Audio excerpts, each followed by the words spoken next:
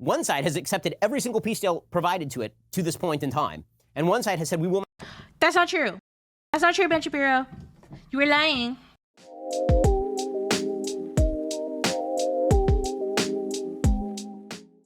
The truth about the Israeli-Palestinian conflict, a comprehensive history. I'm excited. I'm sure we're gonna get really, really accurate history from Ben Shapiro. I mean, we're off somewhat to a good start. You know, we've got Egypt. At least he's including the other nations. Why is Saudi Arabia there? Like, Saudi Arabia shouldn't be there. Like, what the f does Saudi Arabia have to do with it? Okay, maybe Ben Shapiro is just like, oh, well, they're Muslims, so. Okay, let's start this. Alrighty, so today we're going to talk about the history of the Israeli-Palestinian Arab conflict. In order to discuss that history, we have to go back in time, like way, way back in time. First, this particular video is sponsored by our friends over at ExpressVPN. The Jewish homeland has always been the dream in Israel. Okay, to understand how tiny this slot of land is, you kind of have to look at this map. Okay, so this tiny area right here covers Israel and actually some other countries. What is that map? Europe, Russia. It's not even an accurate map. Like, what is that? Who drew that? Did his kids draw that? Okay, the entire map, if you were to zoom out and take a look at the Arab world, what you would see is this enormous swath of the globe, and then you would see like this tiny pinprick about half the size of New Jersey, and that constitutes modern-day Israel. It's a very, very small plot of land. He's right, it's a small plot of land. He's trying to maybe, like, downplay the significance. That's what I'm getting. If we were to look at this area, like the narrowest part of the land is currently constituted, you'd be looking at about 9 miles wide right here. The Jewish history with regard to the land. He's right, though. Like, you can drive from the bottom part of Israel to the north part of Israel within 10 hours. Small area. How big is all of the Middle East? The Middle East is actually pretty large. And look at a map. So, I mean, Israel is small, right? I'm guessing he's mentioning it as a way to downplay the conflict or downplay what Israel is doing to Palestinians. That's what I'm guessing. But this is an old kind of narrative that I'm used to. That's like a very like Zionist narrative, where like Jews, the Muslims, they get all this land, and the Jews, they just want this one land. They just want this one little sliver, just a little sliver. Okay, so they have to kill some Palestinians, just a bit, right? Like that's like literally the shit I grew up hearing. Yeah, like land of Israel begins approximately 1300 BCE, before the birth of Christ. Moses. Yeah, well, that's the problem because they group Muslims all together. Leaves Egypt somewhere around 1300 BCE. There are various sort of attempts to date this. A little bit later in the century, Joshua enters the land. He crosses the Jordan River, right? So the Jewish people go out here. They pass through the Red Sea. They end up wandering around in the desert, and then they enter the land of Canaan, right, which is this whole area, by about 1000 BCE. Wait, what? None of that's true. I was just like, wait a minute. Am I in like a Bible class? No, that's not true. Ben, you should have, why did you say it's a comprehensive history? You should have said you were going with a biblical history. Two different things, bro. Did I just hear this? I need to read this again. Unless I'm like insane. Of Christ. Moses leaves Egypt, half the size of New Jersey, and that constitutes modern-day Israel. It's a very, very small plot of land. And if you were to look at this area, like the narrowest part of the land is currently constituted, you'd be looking at about 9 miles wide right here. The Jewish history with regard to the land of Israel begins approximately 1300 BCE, before the birth of Christ. Before the birth, okay. First of all, we don't even know that Christ existed, so that's not a historical thing.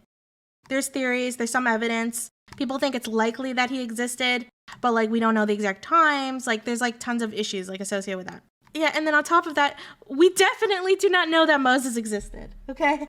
We definitely do not have any accurate about this. Moses leaves Egypt somewhere around 1300 BCE. There are various sort of attempts to date this. A little bit later in the century, Joshua enters. There's no attempts to date this. It's not historical. The land, he crosses the Jordan River, right? So the Jewish people go out here. They pass through the Red Sea. They end up. No, there is. Okay. Guys, I'm going to be totally honest with you right now. I'm sorry to offend anyone. There is no historical evidence that the Jews were ever in Egypt. I know I'm ruining everyone's Passovers right now. Yeah, we have no records. Now, it doesn't mean that Jews weren't in Egypt. They might have been. We don't know. Right? But it's really disingenuous to say that the Jews were in Egypt historically, because we have no proof of it. So, like, the whole idea of the Jews were in Egypt, they were slaves in Egypt, or they built the pyramids and stuff. Like, the only source we have for that is the Bible. Okay, like, it's not the most reliable source. Like, and I'm telling you, and Jews were historically in the region of Judea and Palestine, right? The Israelites did exist. They are historical, accurate. Like, that shit's totally real, right? But, so you don't want to throw the baby out with the bathwater. But yeah, like, the Jews were never. We have no proof that they were ever in Egypt.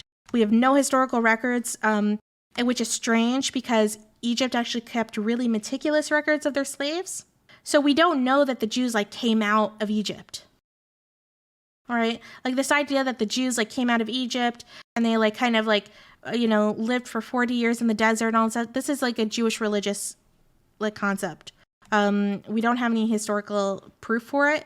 I mean, it might have happened, but it's unlikely because most modern day historians, most modern day ancient historians would say that the Jews actually came out of the native Canaanites, the indigenous Canaanites from the region. So like the region was originally called the land of Canaan, right? And that Jews were actually a population within Canaanites. They weren't a separate population. And that's how they kind of formed. But they were originally Canaanites. So they didn't like come from Egypt or something. Wandering around in the desert, and then they enter the land of Canaan, right, which is this whole area, by about 1000 BC. I know, I'm shaking everyone's face. Anyone who's religious here, I'm not saying this stuff isn't true, right? It might be true. We don't know, but I'm just saying it's dishonest to say that's historically accurate. That implies there's some kind of like historical consensus. And yeah, they have not found not one record. They've also not found one, any amount of archaeology, like any kind of like pottery and stuff. Like there's Jewish pottery. You can find Jewish pottery from thousands of years ago in Palestine, right? You can't find that. You can't at all find stuff like that in Egypt. We have no records of Jews ever being slaves in Egypt. So yeah. The kingdom of David is established. Jerusalem is the capital, right? This is the first that Jerusalem matters sort of in world history. Remember, we're still 1,000 years before Christ. I mean, he's right about this. Kingdom of David is a real thing. There was an Israelite kingdom. That's a historically accurate thing. We have records of it. We have records of it, not just from the Bible. We also have archaeological records of it. We know that the Jews are Israelites. They are the same group of people. It's just a different term to describe the same group of people. By 950, the reason why Jews are called Jews and not Israelites is because the region ends up being called Judea after the tribe of Judah, because the Israelites are made up of multiple tribes, right? There are 12 tribes.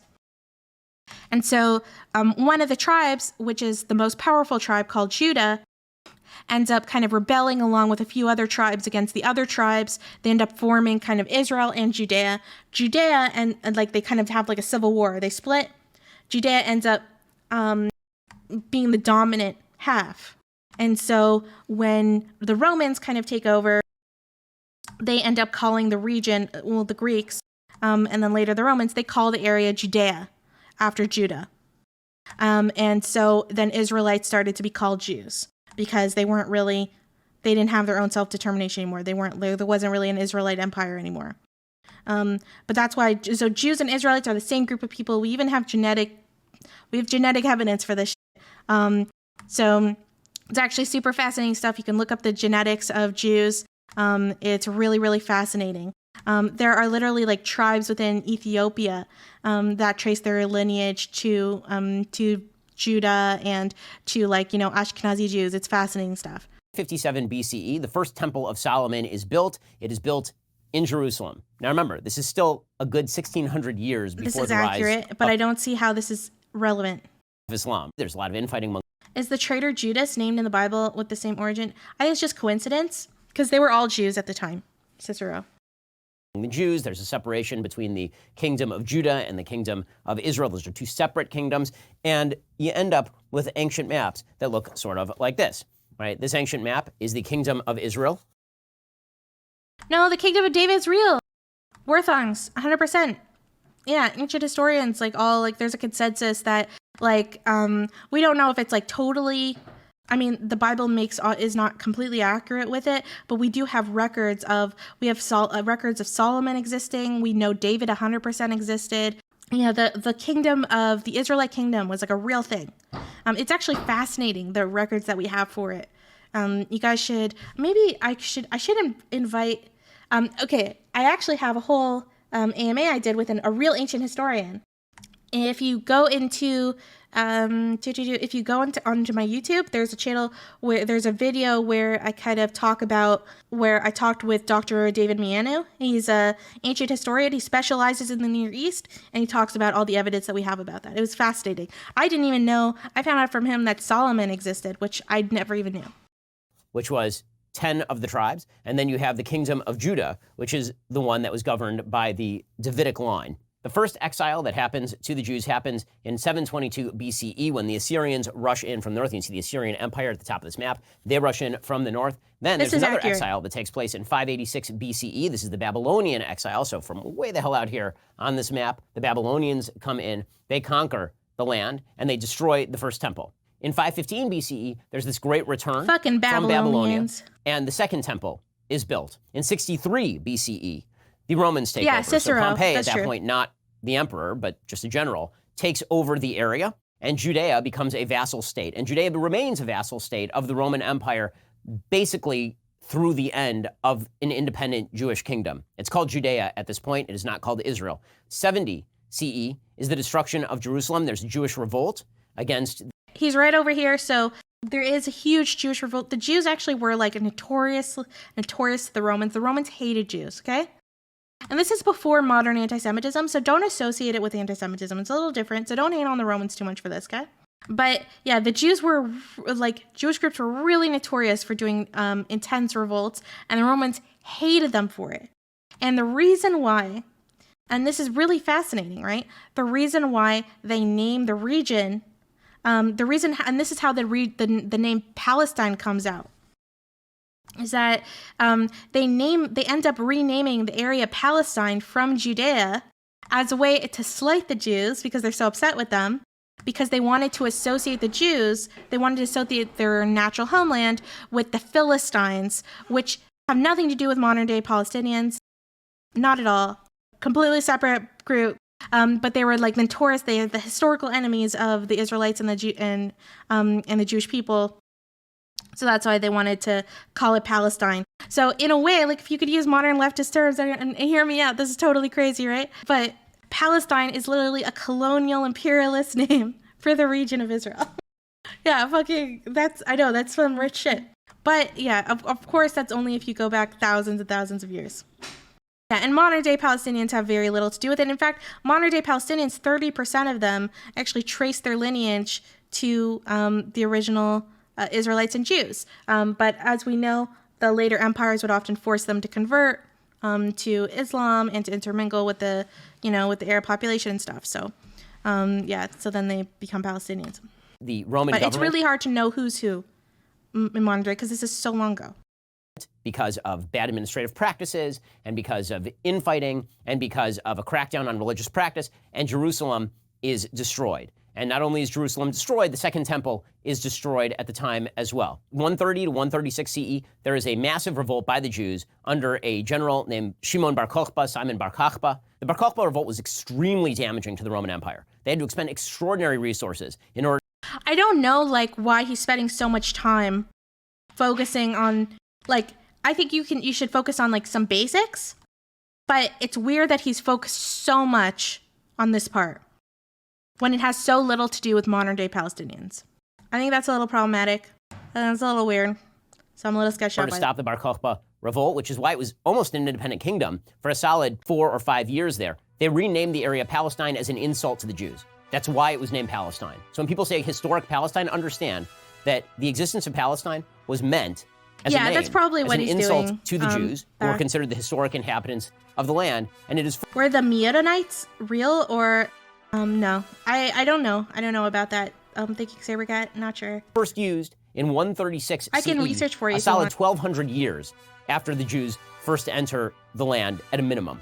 Now, finally, we get to the founding of Islam. So Islam finally is founded around the 7th century CE. Arabs take over this land in about 636 CE. In 1099, Didn't ancient Egypt call it Palestine? No. No, the term Palestine comes from the Romans. The Romans, who were like an imperialist power over the region. the Crusaders decide that they are going to take back the land. And from 1099 to 1291, the Crusaders are fighting battles with the Islamic world and establish rule inside Jerusalem and inside Israel. In 1291, the Crusaders are defeated, and GB, I think Herodotus was talking about Philistine, the Philistines. Muslim group called the Mamluks take over. They rule for a couple of hundred years. In 1517, the Ottoman Empire, another Muslim empire, takes over the entire area. Now understand, since the destruction of the Kingdom of Judea, there has not been a single independent state called Palestine set up any time in here. It has always just been a territory of an outlying empire, and pretty sparsely populated, actually, because there wasn't a lot there. He's right, but I have a feeling that he's using, like, we all know, like, what he's going to use it to justify. And again, like, this is like a kind of skip the whole, hey, the Pope wanted to consolidate power with that. Yeah, he's skipping a lot of important stuff. He's focusing on certain issues. As it turns out, the Ottoman Empire, this entire time from 1517 to 1918 until the end of World War I, during that time, they really didn't want Jews settling in the land, and so they had barred Jewish land purchase. You actually could not buy land in this area if you were Jewish. Jews started to make sort of backdoor deals with local Arabs to buy their land, and so you start seeing Jews trying to escape various places from which they've been exiled for, thousands of years, back to the Holy Land. There was a constant Jewish presence here. Throughout all of these exiles, there's never no presence of Jews in, for example, Hebron or in Jerusalem or in various areas of the Holy Land. But the first major aliyah, which is termed the aliyah in Hebrew, that means to go up, right? Because there's a spiritual rising that takes place when you go to the Holy Land. The first aliyah is around 1882. It's late 19th century, and it's mostly Russians attempting to escape pogroms that are happening in Russia. By 1897, the Zionist movement begins, and this is the idea that there's going to be an independent Jewish state in Israel. It is launched by Theodor Herzl. He's the founder of the World Zionist Organization. He is not a particularly religious Jew. He launches this after the Dreyfus Affair. The Dreyfus Affair was this famous affair in France in which there was a member of the French army who was Jewish. He was falsely accused of spying for the Austro-Hungarian Empire. It unleashed this giant wave of anti-Semitism. Yeah, I don't know why he skipped over that. Condemned despite evidence because of the anti-Semitism in Herzl. Do you notice that he skips over the entire, creation of... I was like, wait a minute, how do we just end up in the 19th century? How do we just go from 600 AD to boom, 19th century? It's just yeah, the best liars give many truths. No, that's true. That's true, too. You're very right. It's a little strange, especially, and it's convenient because, of course, what happens between the years of 600 and what happens between the years of 600 and the 19th century? You guys guess? The Palestinian people form. That's what happens, right? A mixture, because remember, they're an amalgamation. They're a mixture of, historical Jews in the region. They're a mixture of the Arab invasions. They're a mixture of, native Sumerians, tons of different groups. And the Crusades, right? And the Palestinians, as on average, are an amalgamation of all these groups that have been coming in and out while the region's constantly controlled by war. Whether it's the Ottoman Empire, the Abbasid Empire, the Byzantine Empire, etc., right? Greeks too. Yeah, but they're modern day Palestinian people, right? They don't come out of nowhere, right? Just because they don't have a shared identity doesn't mean they're not a thing. Decided, anti-Semitism. But yeah, and they come out of there, and a lot of them are still. It's but he's purposely taking away their history and stuff. He's trying to really downplay their own history. And just because it doesn't go as far back as Jewish history, I don't think that means that somehow they don't have a claim to the region, right? Just because I don't have a claim in Canada, I'm an immigrant here. I've only been here since the 1990s.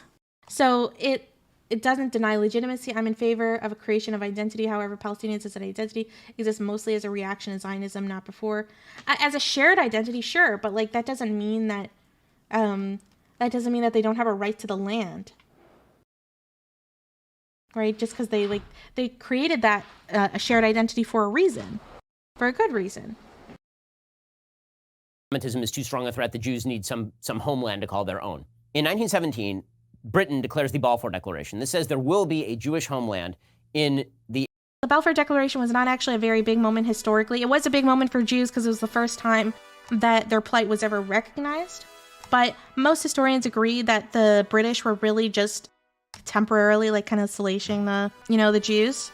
And they were making very similar promises that countered these promises to the Arabs of the region. So they were like, oh, like, like, you can have all this land, don't worry. Like, we'll give it all to you. We don't want to be a part of here anyways. We're focused very much on, like, this world war. Yeah, we don't really want to be dealing with this land anyways. So, like, they're making these countering promises to both groups. The area of Israel, the amount of land that was promised to the Jews was actually not just what is labeled Israel here, but also Jordan, which at this time was called Transjordan. That's true.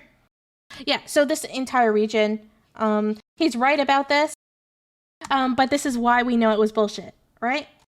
This was basically the entire kind of mandate of Palestine. Transjordan, what about K Jordan? So the British started conflict? Yes, Carlos, the British started it. Actually, if you want to buy a t-shirt called Blame the British, I'm totally going to sell those.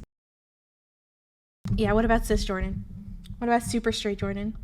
But yeah, the whole region was considered the mandate of Palestine. And of course, the British promised this whole land to the Jews in the Balfour Declaration. They also promised the whole land to the Arabs regularly too.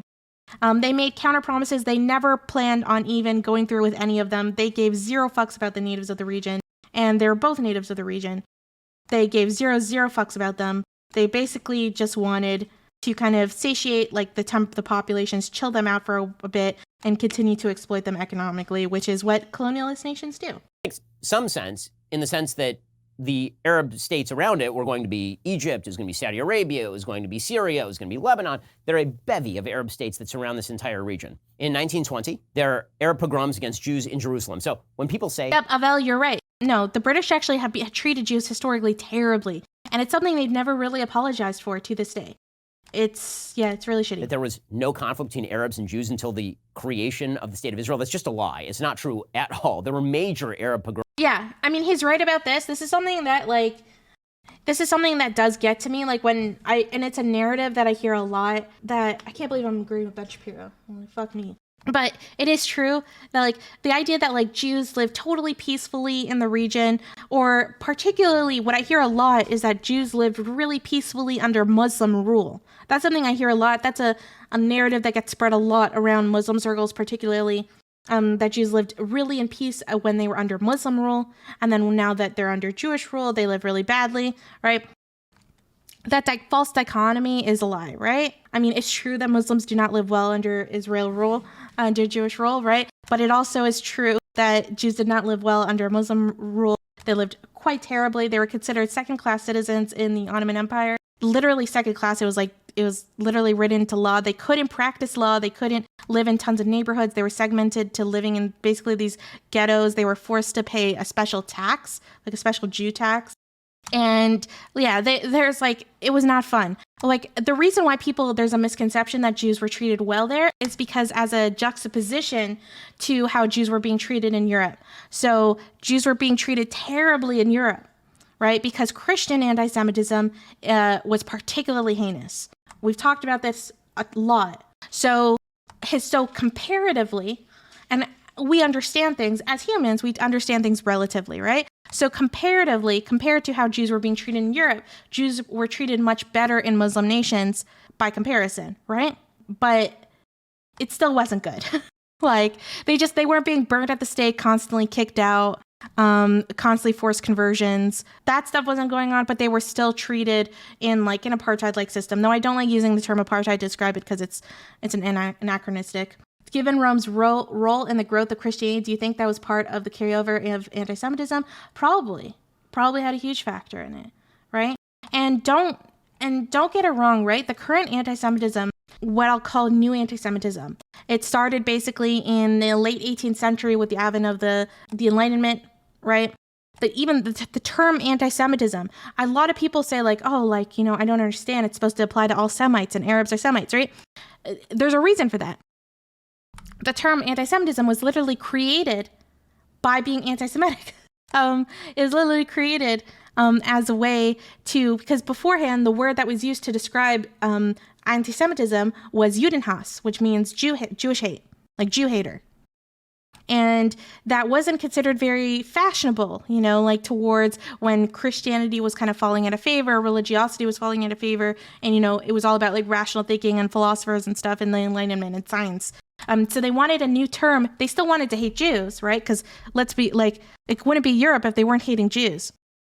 But they wanted to sound more, you know, more like a bourgeois, you know, more professional, a little more tasteful. And so they created the term anti-Semitism because they said, no, it's not based on this religious attitude that we don't like Jews, right? It's because of the science. It's just about the science, guys, right? I just care about the science. It's about skull sizes. That's all. You know, it's the skulls, it's the nose, like, it's that they're Semites, right?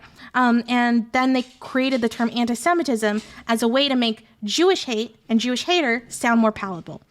In a way, we shouldn't even be using the term anti-Semitism. Like, I'm literally participating in anti-Semitic language when I use the term anti-Semitism, but like, so that's why I'm starting to just call people Jew haters.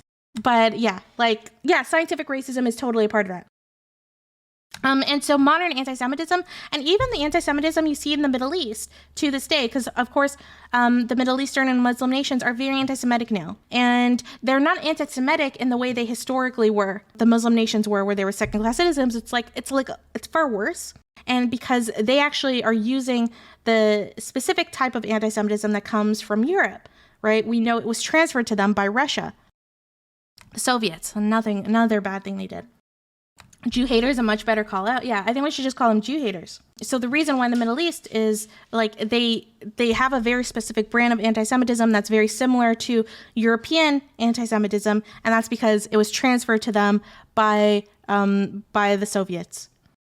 Yeah, we can get into that another time where we talk about the influence that the Soviets had on the Middle East. That's a whole other thing. Pogroms against Jews in Jerusalem because Jews wanted to commit the great sin of praying at the Western Wall. This, of course, was not allowed. In 1922, this is post-World War I now, the British are given a mandate over the area of Palestine. They start walking back the promises of the Balfour Declaration. The Brits separate off Transjordan. Notice that he doesn't mention any of the promises that they made to the Arab nations, right? They made even more promises to the Arab nations. This is one of the reasons why the Arabs and the Palestinians wouldn't accept the 1947 partition plan, because they were like, bro, you promised me the whole land. Like, what the fuck? Right? So, and he's not mentioning that because he doesn't want to see, none of this is from the Arab point of view at all. And they call it Britain walking back on promises, shocking. And they say that's going to go to the Arabs. In 1929, there's another major riot. Another major anti-Jewish riot in Hebron. The British, in response to all of this violence and all of this rioting, they decide they're going to just continually attempt to appease. Yeah, no, Hebron actually has an ethnic cleansing of Jews that was committing by the Arab Palestinians there. That is very true. I think that's what he's referring to. He's the Arab population in British Mandate Palestine. So they begin restricting land transfers to Jews. In 1937, the Peel Commission suggests a partition plan with control by the British retained of Tel Aviv and Jaffa and Jerusalem. And there would be like a small sliver of land Israel would get, but it would be pretty divided. It'd be like this little land here, maybe a little bit up here, and then most of the Negev, which is basically just an empty desert. By this point, Jews have been moving to Palestine in increasing numbers because anti-Semitism in Europe is getting worse, but also because there's this nascent labor and Zionist movement, and they're really making the agricultural areas flourish again. Economic growth in this region at this time. You should look at it from the Jewish point of view and not as an unbiased source. I think he does a good job. Okay, I understand that, Orthongs, but it's really important to me to look at things from like a historical lens, which is an attempt to be as unbiased as possible. Is because Jews were moving in and they were bringing their resources with them, they were bringing their know-how with them, and they were working the land. And this was driving more Arab immigration to the land also, because economic activity always drives population movement. In 1939, under Arab pressure, the Brits restrict Jewish immigration to 75,000 Jews per year. The Jews are saying, listen, we have like millions of people who want to move here. And the Brits say, we're not doing that, 75,000 per year, because we have to get along with the Arab population. This is just before the Holocaust, obviously. And the Arabs reject this. The Arabs are very angry about this. They continue to launch low-level attacks on the British. They continue to attack Jewish. Well, yeah, and the reason why they're upset about this is because, like, the Jewish immigration is I mean, it's natural. It's natural for a region to be upset when then you're having tons and tons of new population of refugees coming in, and it was displacing them. Populations. World War II breaks out. The Jews, including Jews who were heavily pushing the British to establish a Jewish state and to lift restrictions on Jewish immigration into British Mandate Palestine, they side with the Brits, right? They form their own divisions. They're trying to help the British. What they say is that we fight for Jewish immigration to Palestine. Is he purposely like kind of hiding some of the like Jewish terrorist groups that come up, like the Stern Gang? They're actually, as you can imagine, the Jews start hating the British because they see the British as like this like imperialist colonialist control, right? And so actually there starts being like Jewish terrorist groups called the Stern Gang, the Irgun. Very interesting. Israel actually would later have a prime minister named Menachem Begin that actually came originally from that group. Palestine, as though there were no Germans, and we fight the Germans as if there were no British, right? That's the way the Jews see it in British Mandate Palestine. They're attempting to negotiate. The Arabs side with Hitler. Okay, during World War II, you have Hashmin al-Husseini. He is the Grand Mufti of Jerusalem, one of the Palestinian leaders at the time, the Arab leaders at the time, and he was literally meeting with Hitler, attempting to encourage Hitler to establish a final solution in the Holy Land should the Germans be able to conquer that area. He was doing that, and he was very anti-Semitic. But yeah, I don't, like, a lot of the reasons why he's doing this is as a way to justify crimes that Israel would later commit against the Palestinians in, 1947, 1948 war, right? And this Grand Mufti, because as I mentioned, guys, is that this region, on average, is still under this kind of very feudal-like system. This is something he's leaving out a lot of, like, the power dynamics and a lot of what your average Palestinian was doing. The average Palestinian, they didn't vote for Husseini. They didn't vote for Husseini. He wasn't a representative of them, right? So, like, it's unfair to kind of categorize him as a representative because, again, they weren't really united under kind of some shared identity or something like that. So it's like he's not outright lying, right? What he's doing is he's leaving out facts, he's leaving out context, and he's hyper-focusing on things that are unimportant in order to push a narrative. I mean, we knew that he was going to do this. Though he did outright lie in the beginning. Which the Germans came pretty close. I mean, you had Rommel literally in Egypt, right? Rommel was over here. Okay, so fast forward, you're now after World War II. Still, the British Mandate is limiting the amount of Jewish immigration into British Mandate Palestine. Yeah, he's not going to mention the Hava agreement with Nazis. Yeah, at the time, a lot of people were working with Nazis temporarily, right? Like, because they were trying to find, we know that Israel briefly, for I think 2 years, had plans with the Nazis to also, because they both, not Israel, I shouldn't say, but the pre-Israeli government wanted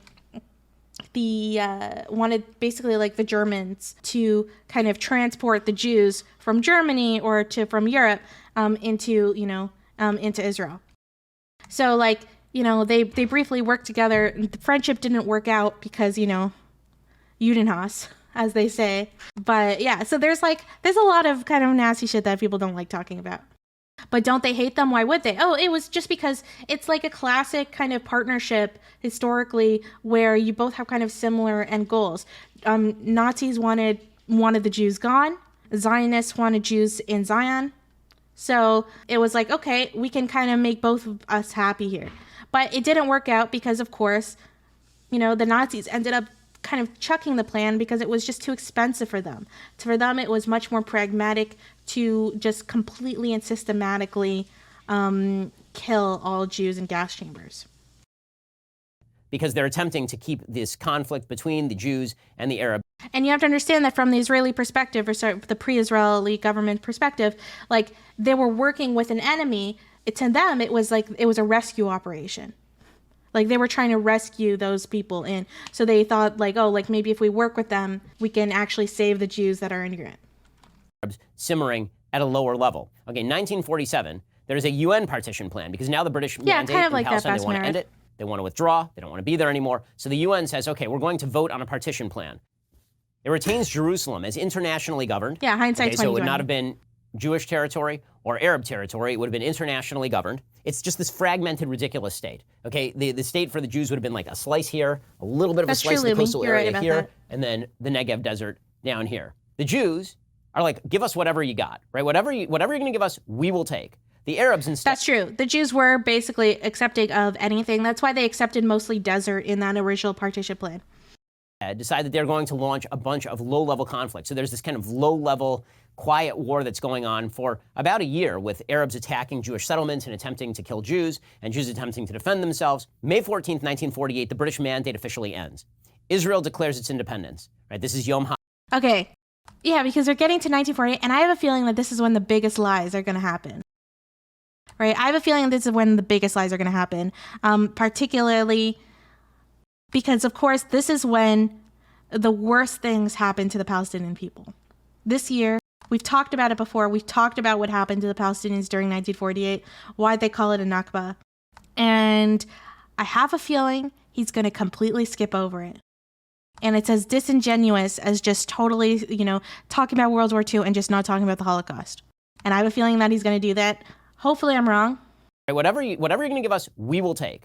The Arabs instead decide that they're going to launch a bunch of low-level conflicts. So there's this kind of low-level, quiet war that's going on for about a year, with Arabs attacking Jewish settlements and attempting to kill Jews, and Jews attempting to defend themselves. Notice the way he frames that, right? Like, Jews just defending themselves. By Jews defending themselves, right, they're literally like full wars, like, and they were attacking them. But he doesn't frame it as the Arabs defending themselves. It's just like really, really interesting. Yeah, I know you say Arabs, right? But when you're talking about the context of the Arab-Israeli conflict, the Palestinian conflict, it actually used to be called the Arab-Israeli conflict because the majority of the conflict was between Israel and its neighboring Arab nations. But it is important, the term is to call them Arabs. And I know that sounds really strange to just be talking about an entire racial group, but at the time, most of these nations, and still to this day, have kind of banded together under this concept of Arab nationalism, which is kind of like pan-Arabism. It's one of the reasons why they all have very similar flags, with the black, white, and green kind of red color, and those are the pan-Arab colors. So that's why people call them Arabs, just easier to quickly say it. 14th, 1948, the British mandate officially ends. Israel declares its independence. Right? This is Yom HaAtzmaut, or as the Arabs like to call it, the Nakba, right? They call it a disaster that Israel was established. The leader of Israel. No! The way he said, that's not what the Nakba is. The Nakba is not necessarily Israel being established, right? The Nakba is what happens the year Israel is established, right? What happens in 1948, right? The Palestinian refugee crisis gets created. Tons of Palestinians are ethnically cleansed. Tons of war crimes happened to Palestinian villages, right? So of course it's they're going to call it, the Great Catastrophe. It's not I'm sure some will call it that just because Israel got formed, but it's because of the consequence of Israel being formed a state. He's being so uncharitable. It's very frustrating. Israel at this time is David Ben-Gurion.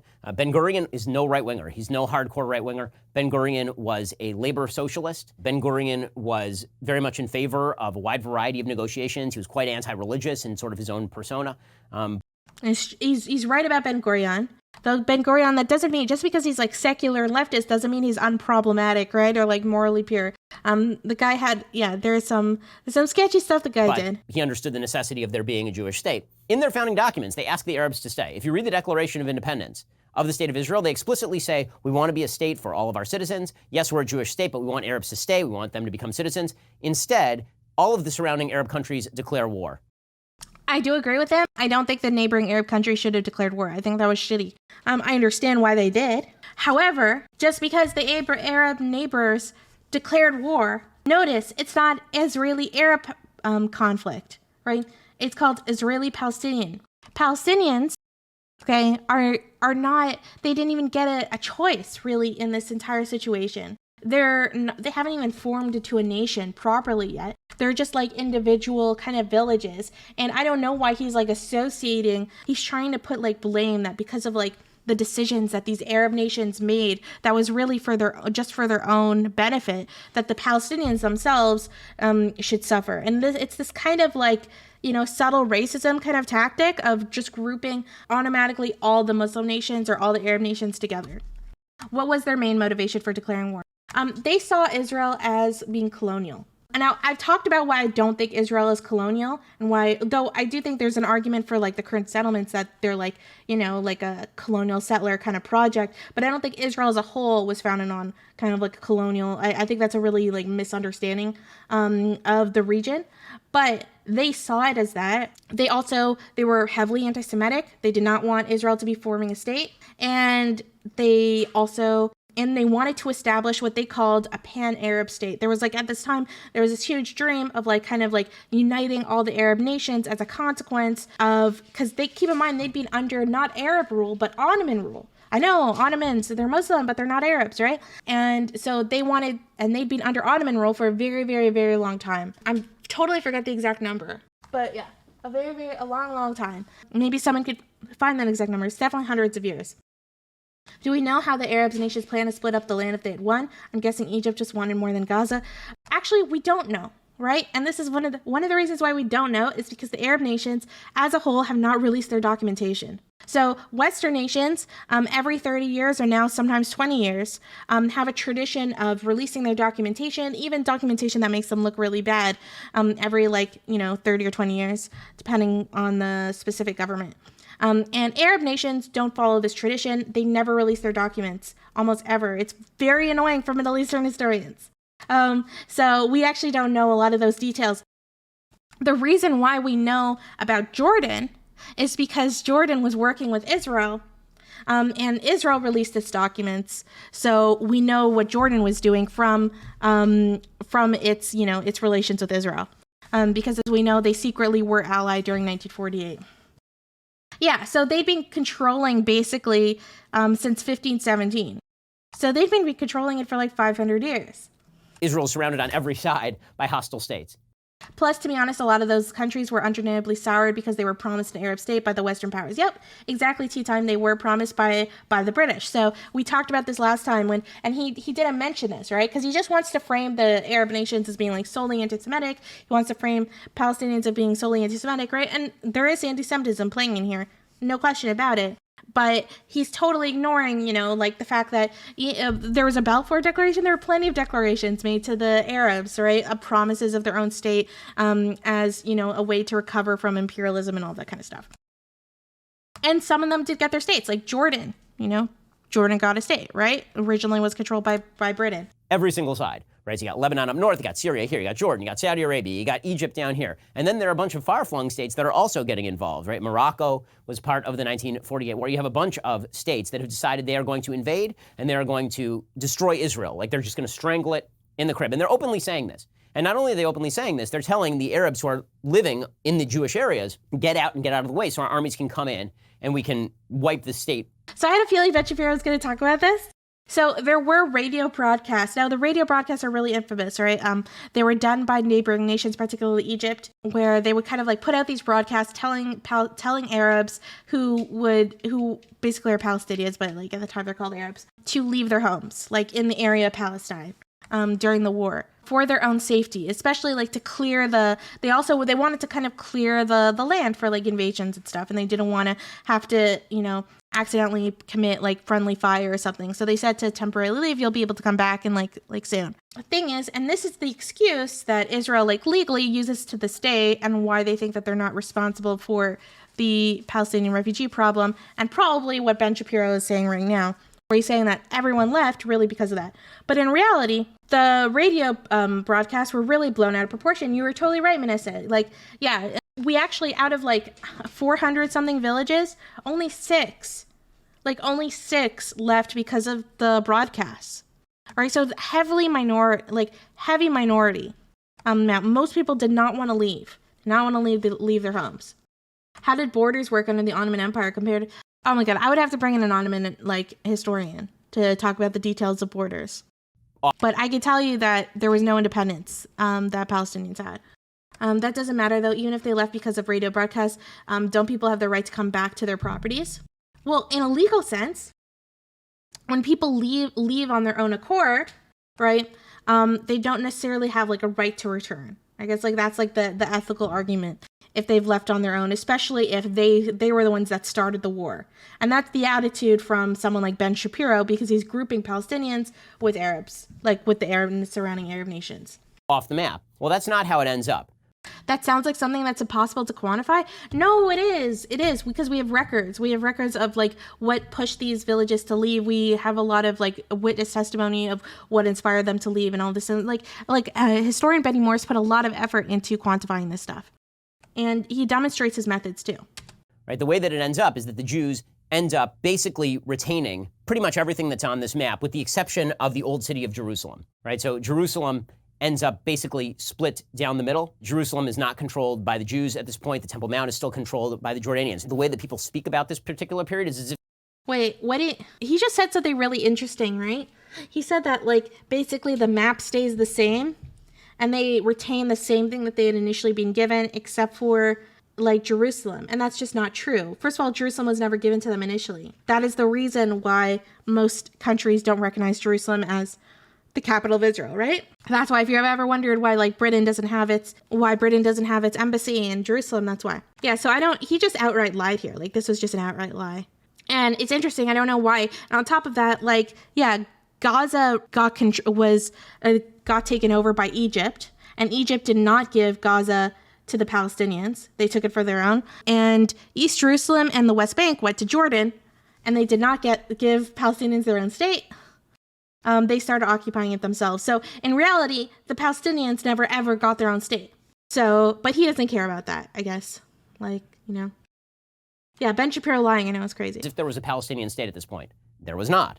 By 1964, the Arab states have decided that they need almost a propaganda effort here. So they create the Palestine Liberation Organization. The Palestine Liberation Organization... Wait, what? They created a liberation organization because, like, you know, those Palestinians, those Arabs in those areas never actually got their own states?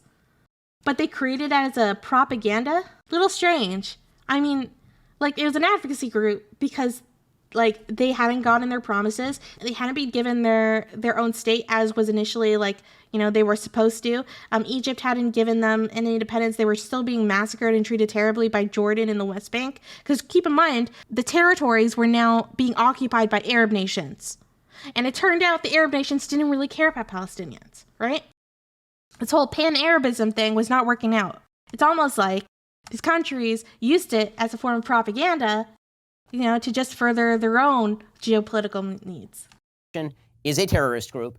It explicitly calls for the destruction of Israel. Now, you will note, at this point, Israel does not control any of this or any of this. So when they say Palestine Liberation Organization, they mean this whole thing, right? That whole thing is supposed to go away because Israel doesn't even control that. He's right about that, right? But the PLO has changed. So. At that point.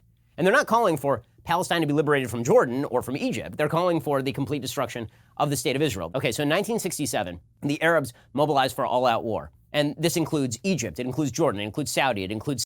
Notice he just totally skips over the Suez Canal crisis. What happens in 1956? Kind of important, right? One of the most important moments in Israel's history because it's the moment when Israel starts working with the West and decides basically it's not going to work with the East, with the Soviets.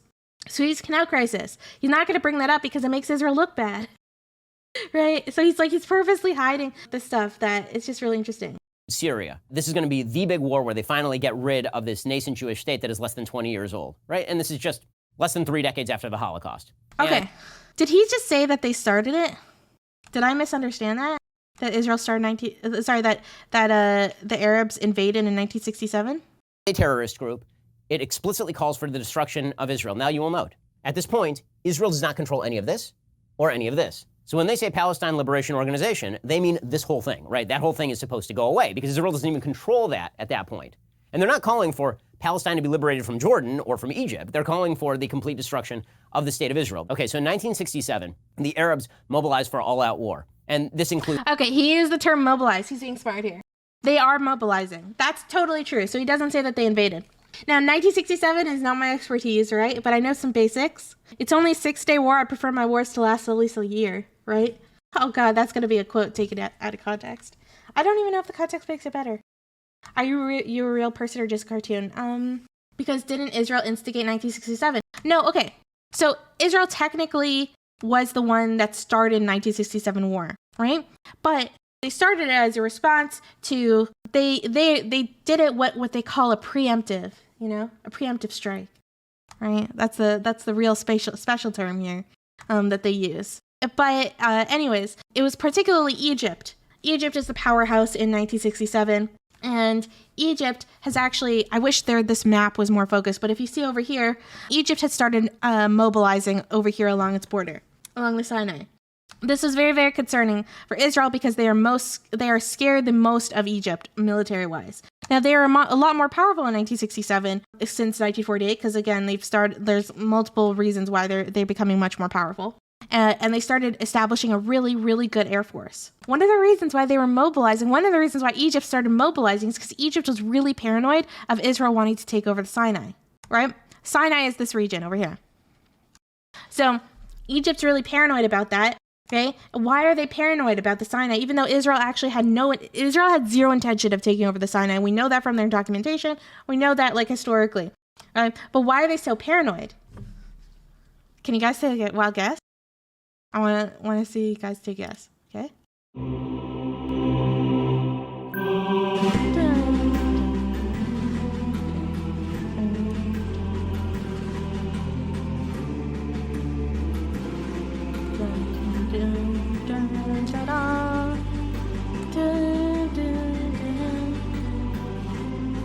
Yeah, so Soviets have purposely been feeding false information to Egypt. And Egypt believed them.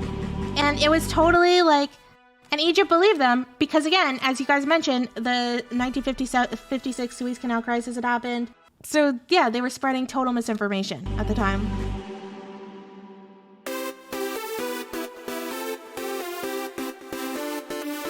Yeah, Soviets, right? Okay, and guess who was feeding information to Israel about the Soviets? Sorry, about the Soviets. About Egypt. So, like, the Soviets were totally playing them both because they wanted to sell them weapons. No, it was the Soviets. Yeah, the U.S. is not heavily involved in in Israel right now. So, yeah, no, it's the fucking Russians, right? So the Russians are literally like they're selling weaponry, and so the majority of the weaponry that is actually being used by the Egyptians, they are using Russian tanks, and they're using mostly Russian weaponry. Same thing with Israel. Yeah, so Russia is, in its own Cold War. It's 1967. It's the height of the Cold War, right? So anyways, so they're purposely kind of trying to start some kind of conflict between them, because it's useful for them economically. And so they're basically making both sides incredibly paranoid. Egypt was terrified of Israel by that point as well.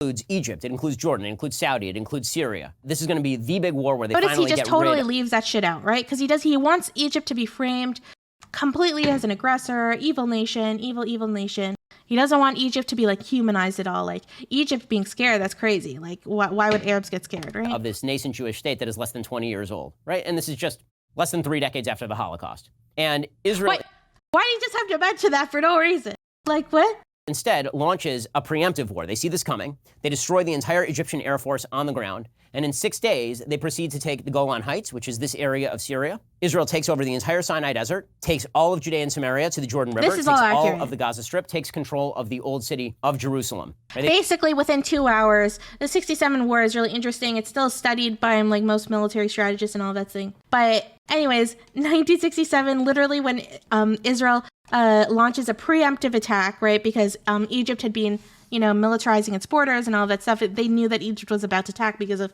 Soviet information and all that kind of stuff. So anyways, it is a Chad moment for Israel, for sure, right?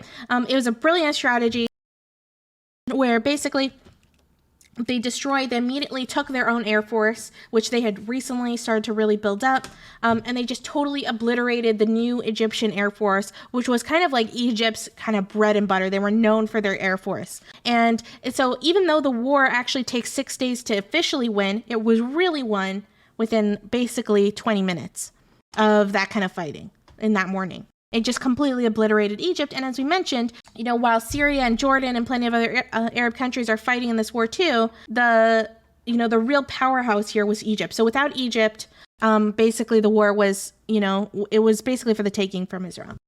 They do all of this in 6 days, which is why it's considered a miracle by the state of Israel. I mean, it's an unbelievable military performance. So in 6 days, they take what was going to be the war for their destruction, and they proceed to expand their borders from this tiny thing to this, and all of this. Israel then proceeds to give up Yeah, okay. So, yeah, Israel basically takes control. He's right here. Israel takes control of the entire Sinai. This is Sinai, right? This area. And Israel basically, remember, and because of the Sinai, it also, the Gaza Strip's right here. So the Gaza Strip now, it had previously been occupied by Egypt, right, which is Palestinian land. Now it gets taken over by Israel, and that's how the occupation starts, right? So that's how the Israeli occupation starts, but that's not when the occupation of Gaza starts. It's just the occupation, the Israeli occupation. So Palestinians are just going from one occupier to another, right? That's why it fucking sucks. Same thing for the West Bank. They had previously been occupied by Jordan, where they'd been treated terribly by Jordan, and now they've gone from one occupier to the next occupier, which is Israel.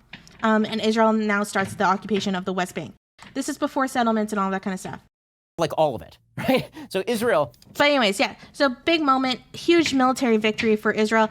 It was one of the most humiliating moments in Egyptian history. I can't even express how humiliating 1967 was, because Egypt was the powerhouse of the Arab world. Yeah, so it's like, if you just want to examine Egyptian history like alone, right? Modern Egyptian history, you can't ever forget about 1967. It's heavily affected Egypt's kind of like mentality to this day. That the humiliation of 1967. Yeah, and this is where like pan-Arabism like really fully dies out. Even though they all still have the flags, that's like the concept of pan-Arabism dies out. But yeah, Israel gave back the sign. Yeah, no, we'll get to that. Don't worry. Yes, don't worry. So that was better than Nasser. I agree. But yeah, it's very important. What happens here. So anyways, Israel wins all of his territory. So he's right about this. Let's see what, I have a feeling that he's going to use this as a way to downplay the occupation, but we'll see. Keeps the Golan Heights because that's a military necessity. The UN calls for Israel to withdraw from occupied territories. Now, the language here matters if you care about the UN. I don't happen to care about the UN. I think it's a garbage organization. But if you do care about the UN, there's a resolution put forward by the UN Security Council. It calls for Israel to withdraw from occupied territories, not the occupied territories. Now, that makes a difference because if it said the occupied territories, presumably it would mean anything Israel won, it would have to withdraw from if you care about the UN, which you really shouldn't. But it says occupied territories, which means subject to negotiations. The 67 Arab League summit happens, and they agree in Khartoum, Sudan, on the 3 no's. No peace, no recognition, no negotiations. He's right. They did call them the 3 no's. And it's like, it's part of the same mentality. And this is one of the reasons why the surrounding Arab nations, they do have some significant responsibility for the outcome of the Israeli-Palestinian conflict to the, like right now, where they did put Palestinians in a really, really shitty position as well. So they saw them as like those 3 no's, and that whole idea, especially when you hear the chant no peace on stolen land, that's like the same kind of attitude. And these are the 3 no's that are going to govern the Arabs all the Of course, we know that this is not a genuine thing because, I mean, like, literally the land, the only reason why Arabs are in the area in the first place is because they conquered, right? Like, so this concept of like, yeah, in reality, when they mean no peace on stolen land, like it is like kind of like they're purposely saying, well, rules for thee, not for me, etc.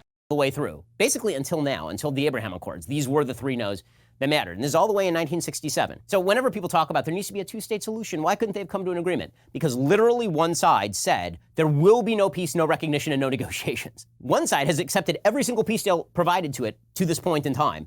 And one side has said we will not. That's not true. That's not true, Ben Shapiro. You were lying.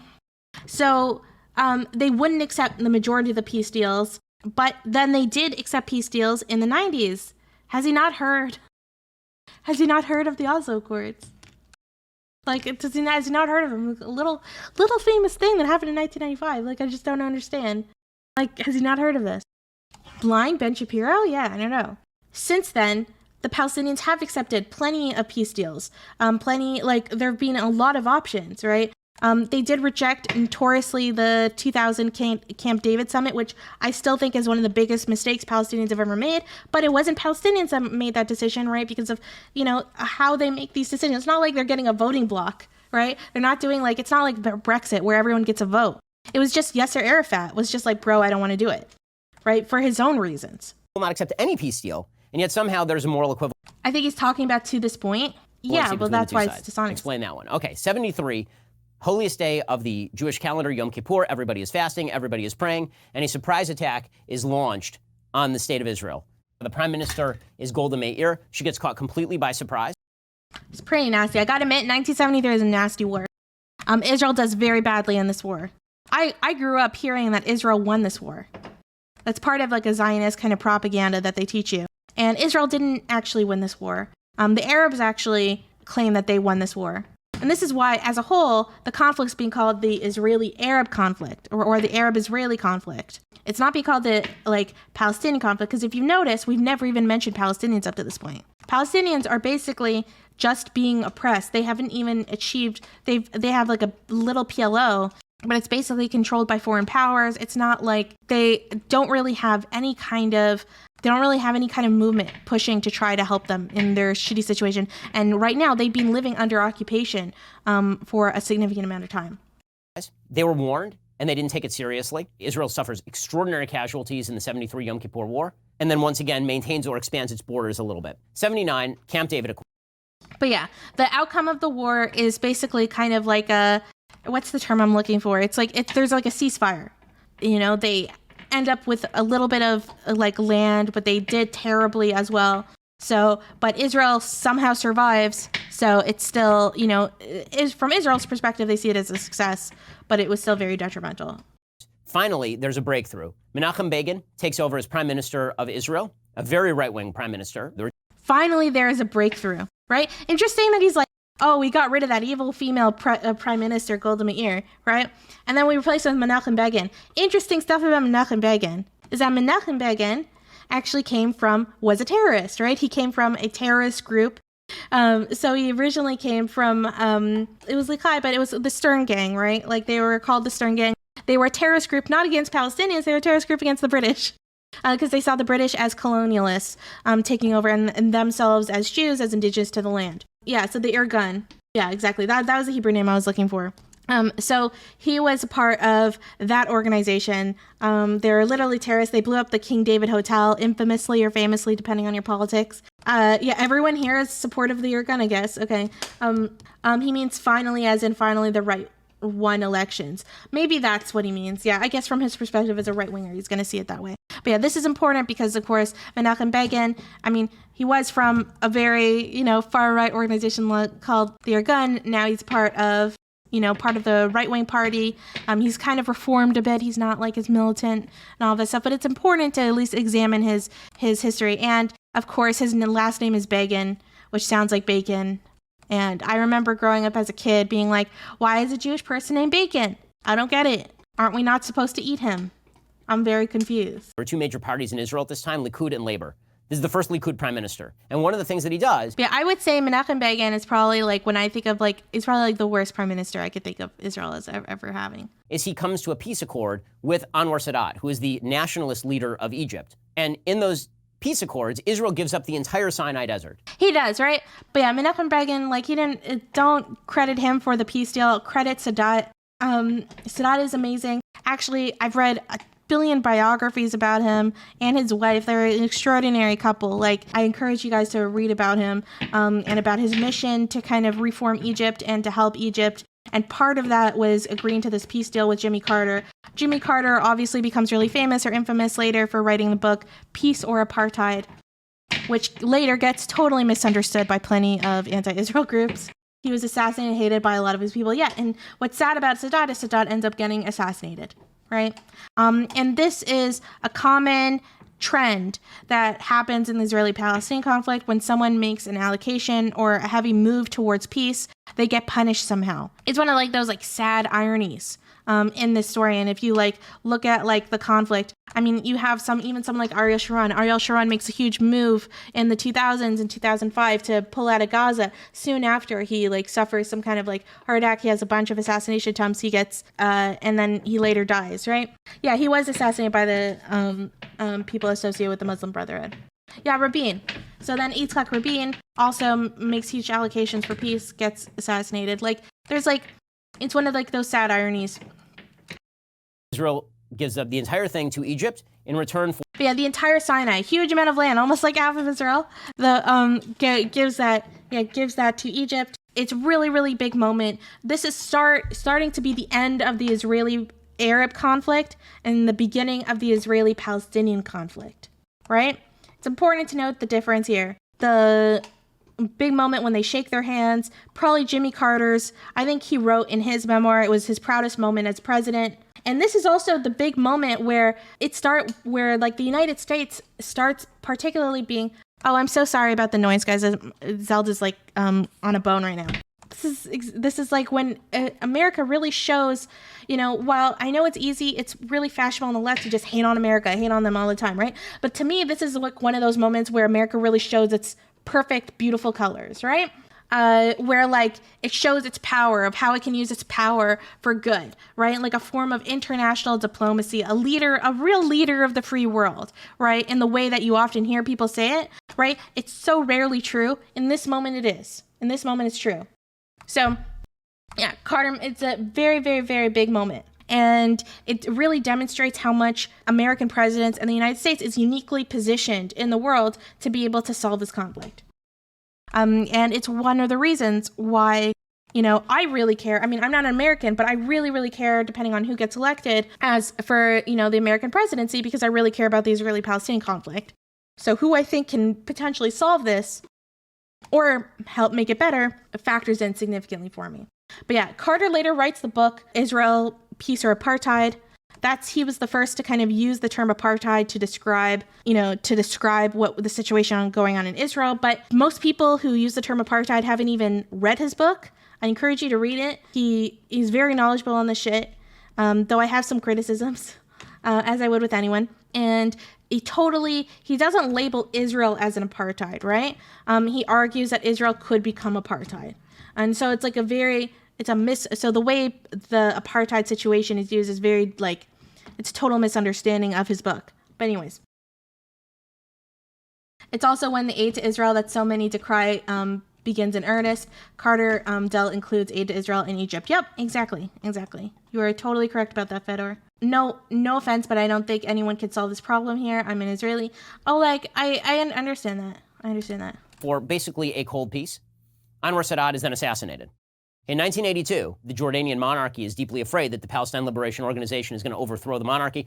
They expel the Palestinians. The Palestinians end up in Lebanon, tens of thousands of Palestinians. Yeah, Jordan treated the Palestinians terribly.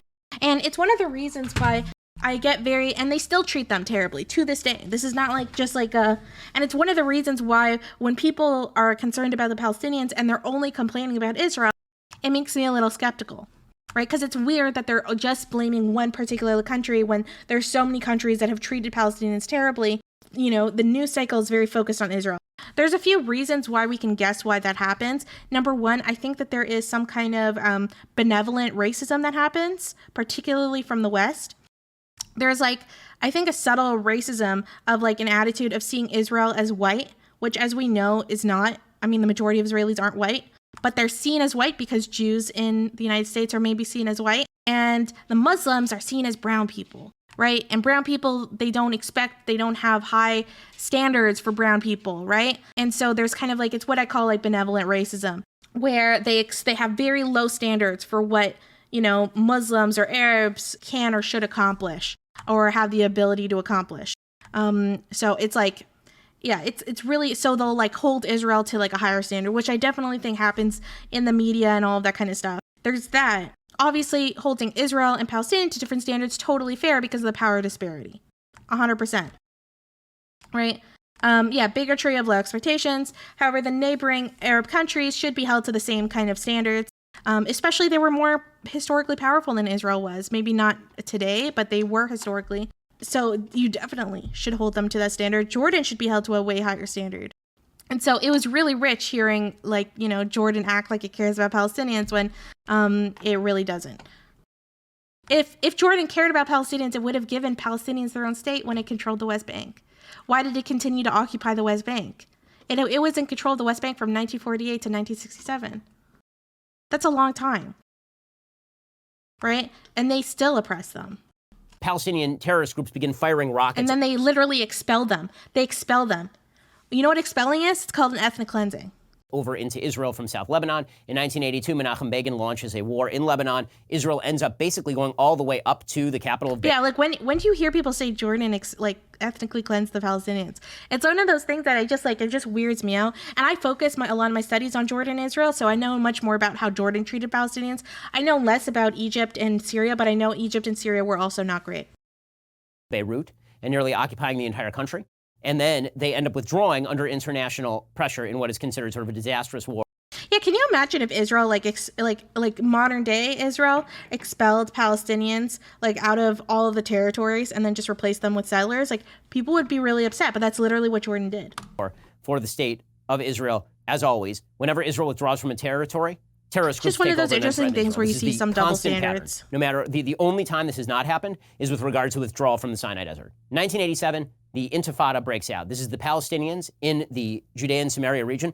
The reason that I use the term Judea and Samaria is they're more historically accurate. People call it the West Bank. Why? Because Jordan occupied it, and this is the West Bank of the Jordan River. So the only reason that exactly right. That's what's interesting is that like he's actually totally correct about this. A lot of people are like, I don't understand why is it called the West Bank when it's in East Israel. That makes no sense. But it's west of Jordan, right? So it was named by Jordan. It's referred to as the West Bank, which is really historically anomalous. Right? It's on the east side of Israel, but it's on the West Bank of the Jordan. That's a holdover from the time when the Jordanians occupied this entire area. Again, no one cares that Jordan occupied quote-unquote Palestinian land or that Egypt He's right about this. But yeah, occupied still lied quote-unquote a bunch. Palestinian land. They only care when Jews occupy historically Jewish land. That's when things start to get really... Okay, he didn't need to put in the historically Jewish land. It's not just historically Jewish land, okay? Like, come on. Palestinians live there too, bro. hot and bothered. Okay, so anyway, the Intifada breaks out in 1987. You get these widespread riots and violent confrontations and terrorist attacks all the way from 1987 to 1991. By this time, it's called the First Intifada, what he's talking about right now. I don't know why he doesn't use that term. The First Intifada, I think, made a lot more sense, and I think... I don't want to say it was justified, but I think like it makes more sense to me and it's more understandable. Oh, did he call it that? Okay. The Second Intifada doesn't to me. But Yitzhak Rabin has taken over as Prime Minister of Israel, and pushed by George H.W. Bush, the government of the State of Israel starts negotiating with the Palestine Liberation Organization, which is a really weird shift considering that Yasser Arafat is a master terrorist responsible for tons of murders on his hands. He at this point has been yeah, but Israel's also committed a lot of murders. Like, I don't understand. They're fighting wars. I don't know. Like, all the way to Tunis, right? He's not even in the picture. And Israel brings him out of retirement, basically, and says, why don't we negotiate? To be fair, the PLO did engage in pretty shitty things. The PLO funded Black September, which was a terrorist group that kidnapped in Munich. I forget the exact, was it 1974 or something like that? Yeah, it's about targeting civilians. So what happened with like Black September is at the time they would take people hostage. Like taking hostages was like really popular in the 1970s. As we notice, like types of criminal behavior, there are trends of criminal behavior that go like, based on decades, right? Like how like the trend that happened in the last decade was like, mass shootings, etc.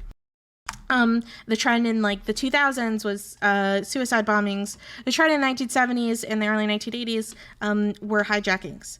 Right, hostage taking, that kind of thing.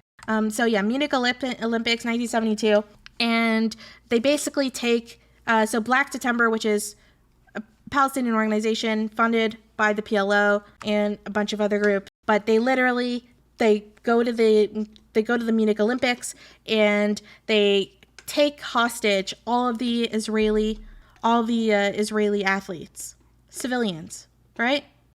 Those Israeli athletes might have been Muslim, they might have been Arab, they might have been Jewish, who knows, right? I think the majority of them were Jewish. But they're all civilians.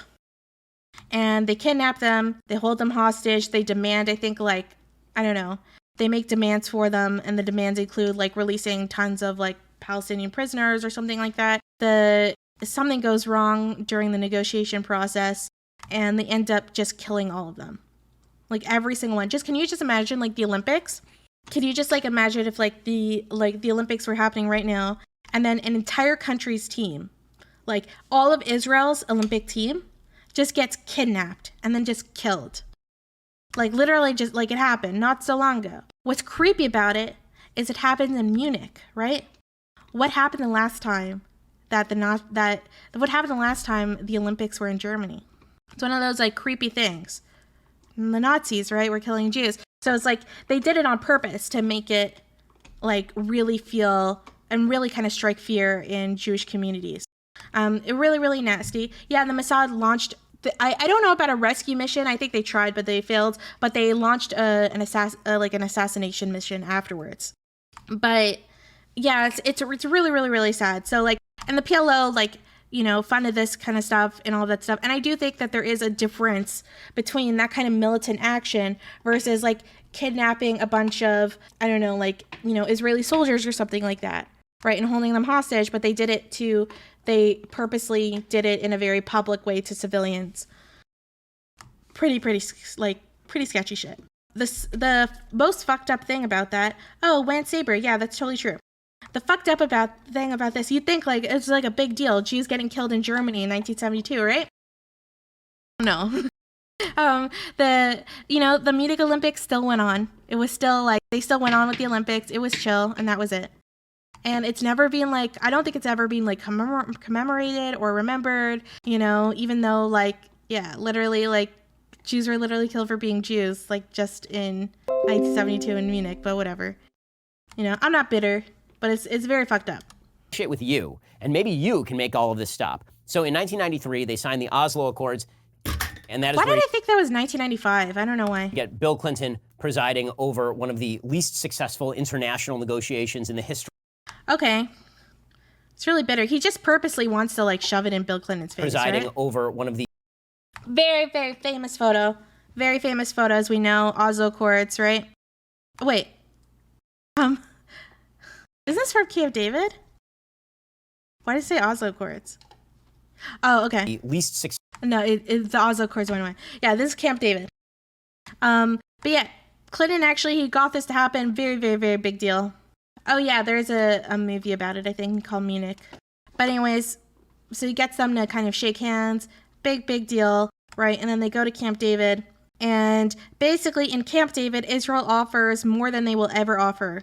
Like if that was offered today, I think the majority of Palestinians would accept it. But they don't accept it. But Yasser Arafat doesn't accept it because he'd actually already planned the second Intifada. He got in funding for it. He got paid to launch it. He was actually very corrupt. There's a problem in general with the PLO. It's very, very corrupt. And this is one of the reasons why Hamas becomes very successful. Because Hamas is just not as corrupt or not seen as corrupt. Because they're very like Islamic and morally pure according to that kind of like Islamic doctrine. That's form of Islamic doctrine. But that's how they kind of brand themselves. So that's one of the reasons why they started to become so successful in contrast to Yasser Arafat, who's very, very corrupt. He'd already been funded to basically start the second Intifada, voila. Successful international negotiations in the history of international politics. The Oslo Accords have been a complete and utter failure. That ends with Yitzhak Rabin, who's this historic general who has been prime minister of Israel a couple of times by this point, shaking hands with a mass murdering terrorist, Yasser Arafat. And this was going to initiate a new period. I guess that was in 1993. I think I get confused between the handshake and later in 2000, Camp David. Period of health and accord, and there's going to be peace. All that the PLO. I don't think that the Oslo Accords were like, he's acting like the Oslo Accords are totally useless, and this is like a very common right-wing narrative. The Oslo Accords finally gave us a path towards a solution. Very big deal. Finding a solution, knowing what needs to happen, is kind of like 90% of the thing, right? And basically the solution is that the Palestinians is the two-state solution that we talk about a lot here. So that the Palestinians are going to get their own state in the West Bank, in East Jerusalem, and in Gaza. All had to do was acknowledge that Israel existed and had a right to exist, stop educating their children in terrorism, and cease the violence. They couldn't do any of those things, right? So none of that happened. Instead, there's an uptick in violence, pretty dramatic uptick in violence after the Oslo Accords. In 1998, Israel again attempts to make some sort of concessions to the Palestinians, this time under the first tenure of Prime Minister Benjamin Netanyahu. Israel does not want to govern these areas. Israel is not interested in governing millions of Palestinians in the Gaza Strip or in Judea and Samaria. The last thing they want to do is have their soldiers wandering around these dangerous areas or to preside over these areas. All they want, and all Israel has ever wanted, is to separate off from these particular areas and say, listen, you guys rule yourselves. Like, just stop bothering us, please. Okay, and you will see that this is the continued pattern. 2000, Israel engages in the Camp David negotiations. Bill Clinton is still president at this point, and the prime minister of Israel is now a guy named Ehud Barak. And Ehud Barak hates Ehud Barak. Is a real dove. Ehud Barak wants to make as many concessions as human. Yeah, see, like, I knew he hates Ehud Barak. Now, Ehud Barak offers basically, like, literally everything. The only thing he didn't offer was a full right to return for every single Palestinian and their descendants. He does offer a symbolic amount of right to return, right? But that's just because Like, he offers basically everything you can offer. He even offers financial reparations to all Palestinian refugees. Keep in mind, no Jewish refugees have been offered any kind of reparations from their respective governments that they were exiled from. So it's like a big moment, right? He offered basically like everything. And this is a big reason, if you're ever wondering why Israel is so right-wing now, and why Israelis are so radicalized against the peace process now, is because of this, right? Because they feel like they went through the peace process, they feel like it was rejected, and so they became kind of bitter. And it makes sense why they're bitter. And it's one of the reasons, it's one of the main reasons why Israel as a whole is very, very right-wing. Humanly possible, right? This picture here, which is just an unbelievable picture. Bill Clinton and Ehud Barak trying to push Yasser Arafat into negotiating, right? They're all joking, they're all happy and all this kind of crap. That's true, that's a real photo. Offered everything. Ehud Barak offered complete control over... Yeah, so Israelis are massively black-pilled, yeah. And they have a reason to be black-pilled. And I don't want to, like, downplay, even though I disagree with being black-pilled, because the consequence of being black-pilled means tons and tons of Palestinian oppression. But I understand why it is, right? And especially if you look at, like, the history, like, in the rejecting of this big peace deal. Can you imagine you offer, like, basically everything you'll ever offer, it gets rejected. And then not only is it rejected, but literally the next day, the second Intifada starts, and they start literally blowing up, like, pizza places and buses and attacking children. Like, you can imagine why that would start to really radicalize them. That, in combination with the Gaza pullout, I think those two things, big moments in radicalizing and making Israelis very, very right-wing and against the peace process. For the Temple Mount with just like a little bit of a recognition that... And it's unfortunate, right? Because Palestinians as a whole, the problem is Yasser Arafat is... Palestinians are used as a tool by the neighboring Arab nations. This is a common thing that they've done, that they've been used this way, right? They get grouped with them when it's like inconvenient, and they get used by the neighboring tool. Like, so for example, even though this deal was very good for the Palestinians and they would have agreed to it, I mean, they literally got financial reparations. This is like a big deal, right? Palestinians would accept this deal today. It won't be offered though. But the reason why, you're probably like, why did Yasser Arafat reject this? Because Yasser Arafat cared about Yasser Arafat. He did not care about the Palestinians. He was not an elected leader. The Palestinians didn't have elections at the time.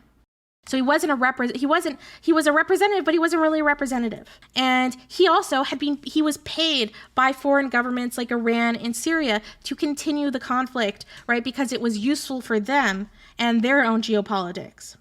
It's one of those like really shitty things that the Palestinians get used as like this tool, and in reality, a deal that would have been really great for them. And so Israelis get really burnt by this rejection, but it's not really rejected by the Palestinian people. It's rejected by their leadership. I thought he was decent to the Nobel Prize. No. Yasser Arafat sucked. Nobel Prizes are often really bullshit too. So why was there no elected leaders? Because Palestinians at the time didn't really even have their own state. They didn't even have the concept of a nation at the time.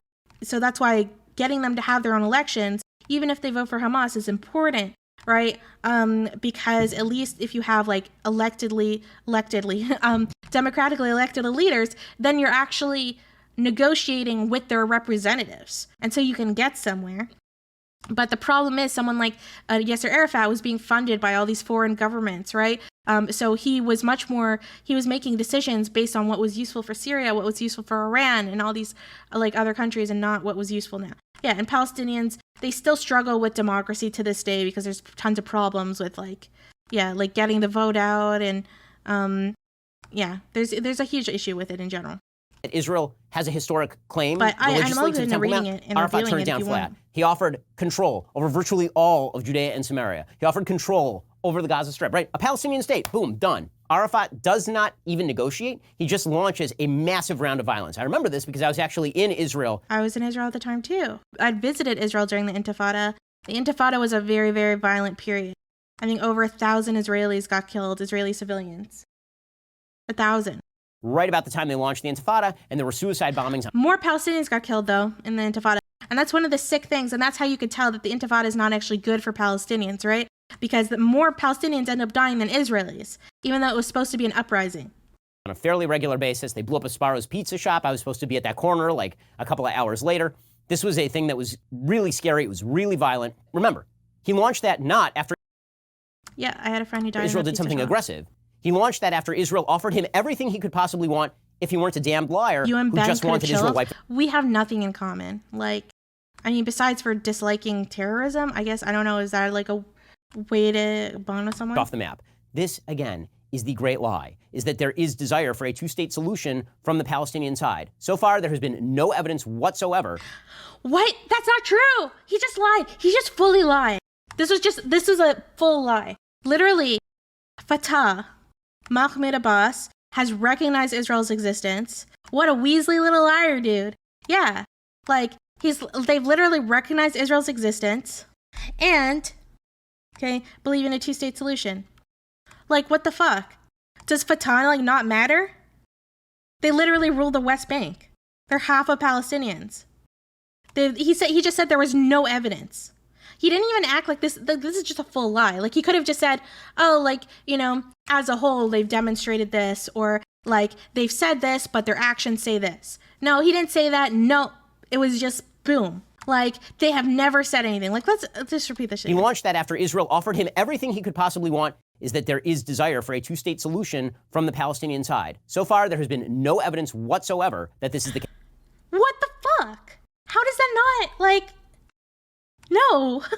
Do you guys think that maybe Fatah recognizing Israel's existence, believing in a two-state solution, and, like, the peace process, do you not think that that is a little bit of evidence? Like, is that not a little bit of evidence? Does that not count? But to him, the Palestinians are just Hamas.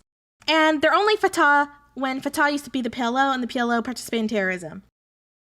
Like, otherwise he doesn't listen. Otherwise he doesn't care about them.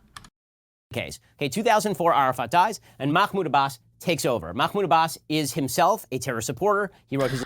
Oh my God. Okay, Mahmoud Abbas is not a terrorist supporter. And what he's just going to bring up, I bet he's going to bring up the fact that Mahmoud Abbas wrote his... There is so much anti-Mahmoud Abbas propaganda in very right-wing Zionist circles. No, he didn't mean so far. He meant up to currently. Like, Mahmoud Abbas, he wrote his initial thesis when he was in university. He wrote it arguing that the Holocaust didn't happen. He was a Holocaust denier, right? Because remember I talked to you, he wrote in Egypt. Remember I told you guys about how European anti-Semitism with, like, the Protocols of Elders of Zion, my Kampf and stuff, was transferred to Egypt and the rest of the Middle East through its relationship with Soviet Russia. And the Soviets were very anti-Semitic. That's why, right? So as a whole, Egyptians had slowly become, and especially Egyptian Palestinians, you can imagine, like, they have an enemy, they see their enemy as the Jews, like, they are just very easily susceptible to this kind of stuff. And I'm not making any excuses for him. He should not have said that stuff. It's total bullshit. But he has since retracted. He's completely reformed. Not only has he reformed, but he acted on on this shit. He literally went to Auschwitz and educates Palestinians about what happened in the Holocaust, and he thinks it's important. And there's a really important chapter in Hillary Clinton's book called Hard Choices. There's a chapter, you could just probably find it online, where she is negotiating, I think it's the 2008 Gaza War, and she's in a hotel room alone with Mahmoud Abbas for a certain amount of time, for 24 hours or something, and they negotiate the ceasefire. And you find out a lot about Mahmoud Abbas and his personality and stuff. I encourage you to read that chapter. It's just a chapter you could probably just find online. Ben Shapiro's not going to focus whatsoever on Mahmoud Abbas's reformation, on the fact that he's recognized Israel, on the fact that he leads Fatah. He's not going to recognize any of that stuff. He's just going to frame him as just another Palestinian terrorist, right? Because there's no nuance within Palestinians or anything, right? His entire doctoral dissertation on Holocaust denial and why it's correct. Israel. Don't you think, if you thought it was important to mention that Mahmoud Abbas wrote his doctoral thesis on Holocaust denial, don't you think it would be important to mention that he changed his mind? Don't you think that's an important factor? I feel like it's full lying. This kind of absence of mentioning this shit.